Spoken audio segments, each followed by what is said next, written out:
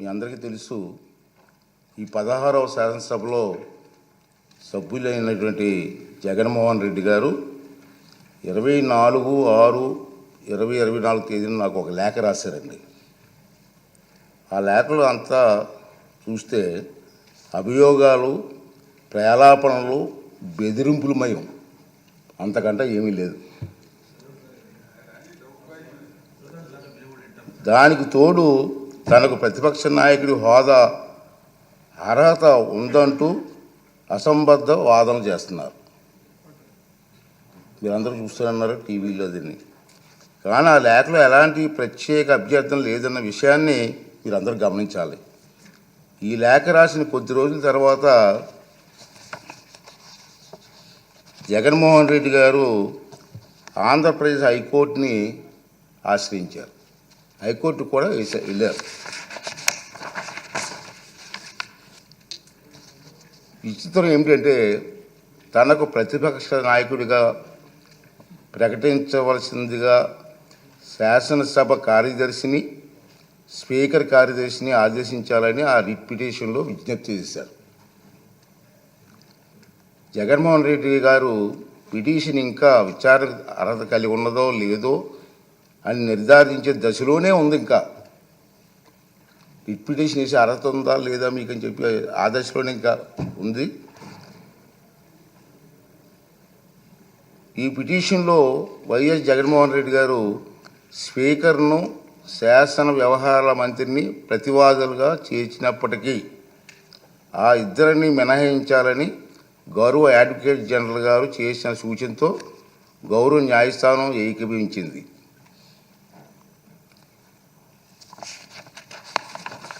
ఈ న్యాయ ప్రక్రియ కొలిక్కి వచ్చే వరకు వేచి చూద్దాం అనుకున్నాను. నేను ఇంకా కోర్టులో పెండింగ్ ఉంది, పెండింగ్ చూద్దాం అని అనుకున్నాను. కానీ ఇటీవల కాలంలో ఈ అంశంపై జగన్మోహన్ రెడ్డి గారు ఇంకా వారి పార్టీ నాయకులు చేస్తున్నటువంటి పలు వ్యాఖ్యలు నా దృష్టికి వచ్చే మీరు కూడా టీవీలో చూస్తూనే ఉన్నారు. గౌరవ హైకోర్టు స్పీకర్కు సమన్లు జారీ చేసిందని, ఉత్తర్వులు జారీ చేయాలని స్పీకర్ను ఆదేశించిందని జగన్మోహన్ రెడ్డి చేస్తున్న వార్తలు వచ్చాయి. నిజానికి ఈనాటి వరకు హైకోర్టు జగన్మోహన్ రెడ్డి చేసినటువంటి పిటిషన్ విచారణ అర్హత ఉందో లేదో నిర్ధారణే ఇంకా జరగలేదు. వైఎస్ జగన్మోహన్ రెడ్డి గారు ఈ రకమైనటువంటి తప్పుడు ప్రచారం చేయడంలో ఆశ్చర్యపడవలసిన పని ఏమీ లేదని నేను అనుకుంటున్నాను. ఇంచేదంటే 24/6/2024 తేదీ లేఖలో రాసినటువంటి నిరాధార ఆరోపణల ఆధారంగానే ఈ తప్పుడు ప్రచారం సాగించారు. కాకపోతే ఆ దఫా ఆయన కల్పిత వాదనలను, ఆకాంక్షలను గౌరవ న్యాయస్థానానికి ఆపాదించడానికి సైతం వెనకాడలేదు. దురదృష్టవశాత్తు ఇదే ఆయన సహజ శైలి, మనందరికీ తెలుసు. జగన్మోహన్ రెడ్డి గౌరవ న్యాయస్థానానికి ఆపాదిస్తూ ప్రచారం చేస్తున్న అవాకులు, చవాకులు, అసత్యాలు గందరగోళానికి దారి తీస్తున్నాయి. కనుక ఈ రూలింగ్ ద్వారా తప్పుడు ప్రచారానికి తెరదించాలని చెప్పి నేను నిర్ణయించుకున్నాను. అదండి నేను చెప్తాను. ఇది నేను నా రూలింగ్ సార్. ఇది ఈ రూలింగ్లు అన్నీ వస్తాయి. వినండి, లాస్ట్ వరకు ఉంటే. ప్రమాణ స్వీకార కార్యక్రమం చిరకాల సాంప్రదాయాలను అనుసరించే నిర్వహించారు. జగన్మోహన్ రెడ్డిని మాజీ ముఖ్యమంత్రి హోదాలో ప్రస్తుత మంత్రుల తర్వాత శాసనసభ్యునిగా ప్రమాణం చేయడానికి ఆహ్వానించారు. గతంలో 11/1/1995 నాడు అప్పుడు ఆంధ్రప్రదేశ్ శాసనసభ కూడా అప్పటి మాజీ ముఖ్యమంత్రిని మంత్రుల తర్వాతే ప్రమాణం చేయడానికి ఆహ్వానించిన సంగతి మీకు గుర్తు చేస్తున్నాను. అదేవిధంగా ఆంధ్రప్రదేశ్ 16వ శాసనసభ సభ్యుల ప్రమాణ స్వీకార కార్యక్రమంలో 21/6/2024 జరిగింది. కానీ స్పీకర్ ఎన్నిక మరణాడు అంటే 22/6/2024 నాడు జరిగింది. ప్రతిపక్ష నాయకుడిగా గుర్తింపు ఇవ్వగలిగితే అధికారం కేవలం స్పీకర్కి మాత్రమే ఉంటుంది. అందుకే సభ్యుల ప్రమాణ స్వీకార కార్యక్రమం జగన్మోహన్ రెడ్డికి ప్రతిపక్ష హోదా నిరాకరించడానికి సూచించిన అన్న వాదన సరికాదు. నిజానికి జగన్మోహన్ రెడ్డి వైఎస్ఆర్సి శాసనసభ పక్ష నాయకుడిగా ఎన్నికైనట్టు 26/6/2024 వరకు మా సచివాలయానికి తెలపలేదు. నెంబర్ 1. అలాంటప్పుడు జూన్ 26 కంటే ముందు, అందున స్పీకర్ ఎన్నిక జరగకముందు ప్రతిపక్ష నాయకుడి హోదా గురించి నిర్ణయం తీసుకోవడం సాధ్యమా? ఇది ఒకటి గమనించవలసిన అవసరం ఉంది. ప్రతిపక్ష నాయకుడి హోదా ఎవరైనా అర్హులా కాదా అనేది కేవలం రాజ్యాంగ సూత్రాలు, కోర్టు తీర్పులు, చిరకాల సాంప్రదాయాల ఆధారంగా మాత్రమే నిర్ధారించగలరు. ఆంధ్రప్రదేశ్ వేతనాల పెన్షన్ చెల్లింపు అనర్హతల తొలగింపు చట్టం 1953లో ప్రతిపక్ష నాయకుడి హోదా ప్రస్తావన ఉంది. ఆ చట్టంలో సెక్షన్ 12B ప్రకారం ఎవరైనా ప్రతిపక్ష నాయకుడి హోదా ఇవ్వాలంటే వారు చట్టసభలో సభ్యులే ఉండాలి. 2, వారు ప్రభుత్వ వ్యతిరేక రాజకీయ పార్టీ సభలో నాయకుడై ఉండాలి. ఇది క్లియర్గా ఉంది. 3, ప్రతిపక్షంలో ఉన్న పార్టీకి అత్యధిక సంఖ్యాబలం ఉండాలి. 4, మరీ ముఖ్యంగా ఆ వ్యక్తి సభాపతి ప్రతిపక్ష నాయకుడిగా గుర్తించాలి. ఒకవేళ అత్యధిక సంఖ్యాబలం గల ప్రతిపక్షాలు 1 కన్నా ఎక్కువ ఉంటే పార్టీ హోదాను దృష్టిలో ఉంచుకొని వాటిని ఏదో ఒక పార్టీ నాయకుడిని సభాపతి ప్రతిపక్ష నాయకుడి హోదా కల్పించవచ్చు. ఈ విషయంలో సభాపతి నిర్ణయానికి తిరుగుండదని సెక్షన్ 12B చెబుతుంది.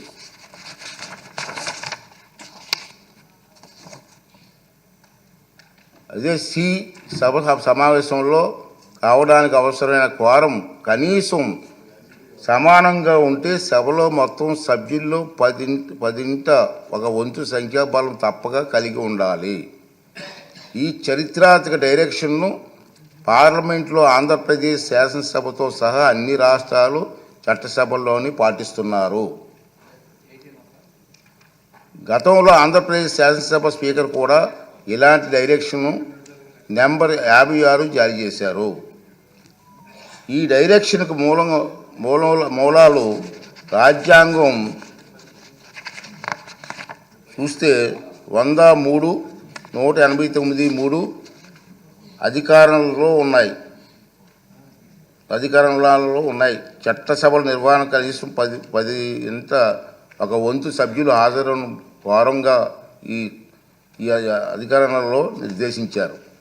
ఆంధ్రప్రదేశ్ వేతనాల పెన్షన్ చెల్లింపు అనర్హత తొలగింపు చట్టం 1953 ప్రకారంగా విచక్షణ అధికారాలు వినియోగించే సందర్భంలో స్పీకర్కు మార్గం చూపేది ఈ డైరెక్షనే. ఆంధ్రప్రదేశ్లో 1972-77 మధ్యకాలంలో 5వ శాసనసభను, 1994-99 మధ్యకాలంలో 10వ శాసనసభను ఏ ఒక్క ప్రతిపక్ష పార్టీకి ఎన్నికల్లో కనీసం 10% సీట్లు రాలేదు. కనుక ఎవరికి ప్రతిపక్ష నాయకుడిగా గుర్తింపు దక్కలేదు. అలాగే 5, 7, 8, 16, 17వ లోక్సభలలోనూ 10% సూత్రాన్ని పాటించడంతో ప్రతిపక్ష నాయకుడిగా ఎవరు గుర్తింపు పొందలేకపోయారు. ఇటీవల పొరుగున ఉన్న తెలుగు రాష్ట్రాల్లో 2021-2019 ప్రతిపక్షంలో ఉండే అతిపెద్ద పార్టీ నాయకుడు ప్రతిపక్ష నాయకుడిగా సభాపతి గుర్తింపు ఇచ్చారు. కానీ కొద్ది నెలల తర్వాత 9/6/2019 తన సభలో ఆ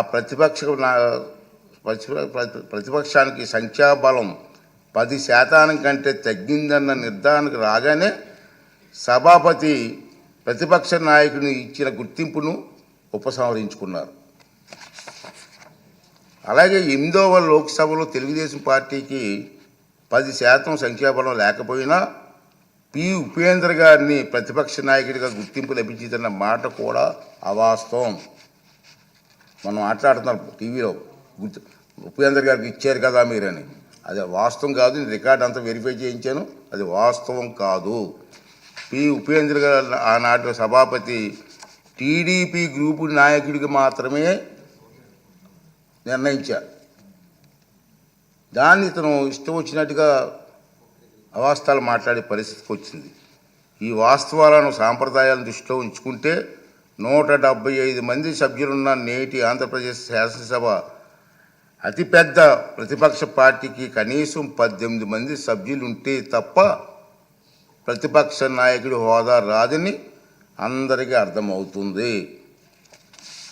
ఈ నిబంధనలు సాంప్రదాయాల ఉదాహరణలో జగన్మోహన్ రెడ్డికి తెలియదని చాలామంది అనుకుంటున్నారు. కానీ తప్పు. తెలుసు.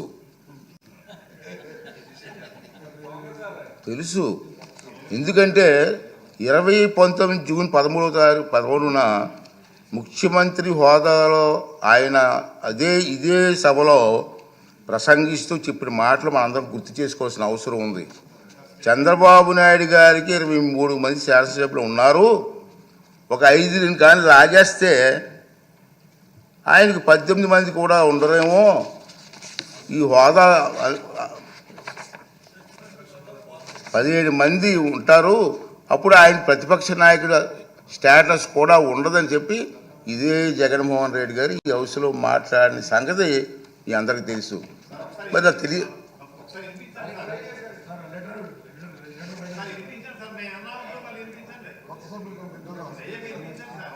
అదే చెప్తాం కదా.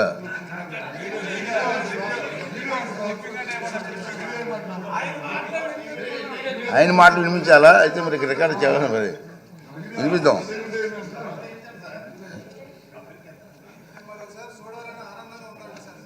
అతనే చెప్పారు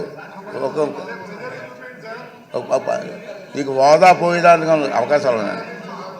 మరి తెలియదనే మాట అది వాస్తవం కాదని చెప్పని అందరికీ అర్థమవుతుంది.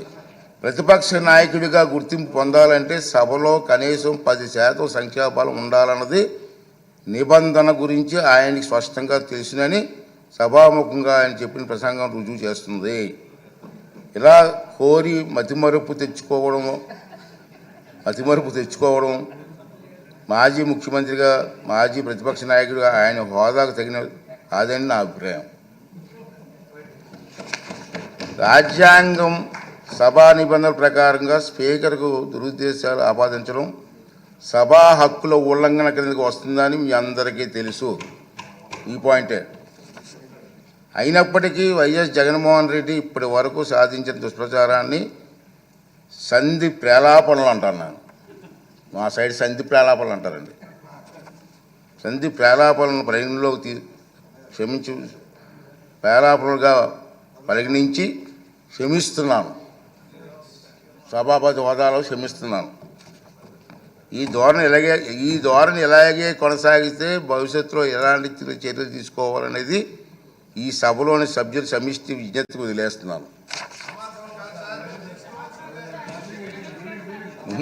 రూలింగ్ అవునండి. మీరు సభాపతి చేశారు కదా.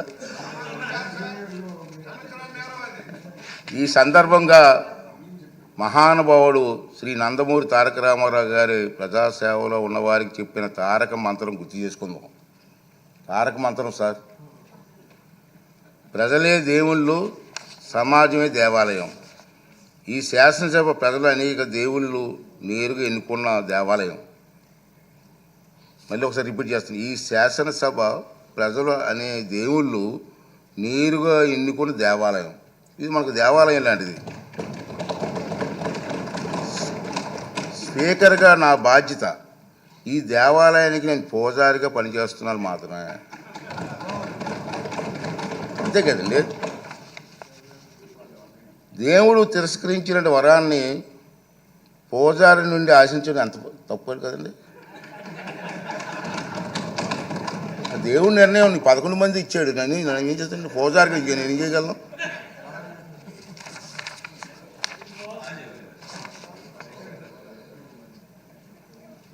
ఈ నియోజకవర్గాల్లో ప్రజలు ఈ సందర్భంగా వాళ్ళ సభ్యులు కూడా రావట్లేదు, చూస్తూనే ఉన్నారు. ఈ సందర్భంగా సభకు దూరంగా ఉంటున్న సభ్యులకి నా విజ్ఞప్తి ఏంటంటే, మీ నియోజకవర్గాల్లో ప్రజలు మీకు ఇచ్చిన గౌరవాన్ని, బాధ్యతను గుర్తు చేసుకోండి. మీకు సభకు దూరంగా ఉంటే మీ నియోజకవర్గాల సమస్యలు సభలో ఎవరు ప్రస్తావిస్తారు? వాటికి పరిష్కారాలు ఎలా సాధిస్తారు? ఈ బాధ్యతను గుర్తించి మిమ్మల్ని నమ్ముకున్న మీ ప్రజల గొంతు వినిపించడానికి సభకు హాజరు కావాలని రాజ్యాంగం మీకు అప్పగించిన బాధ్యతను సమర్థవంతంగా నిర్వహించాలని విజ్ఞప్తి చేస్తున్నాను. నమస్కారం.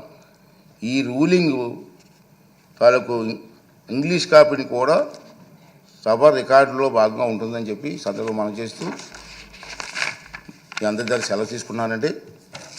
ఈ రూలింగ్ ఇవ్వాలనే ఉద్దేశంతో దీన్ని తెర వేయాలి, ఎక్కడో తెర వేయకపోతే పబ్లిక్ అందరికి తెలియాలా, అందుకే సామాన్యులకు అర్థమయ్యే విధంగా చెప్పాలనే ఉద్దేశంతో నేను ఈ టైం తీసుకోవడం జరిగిందని చెప్పి మనం చేస్తూ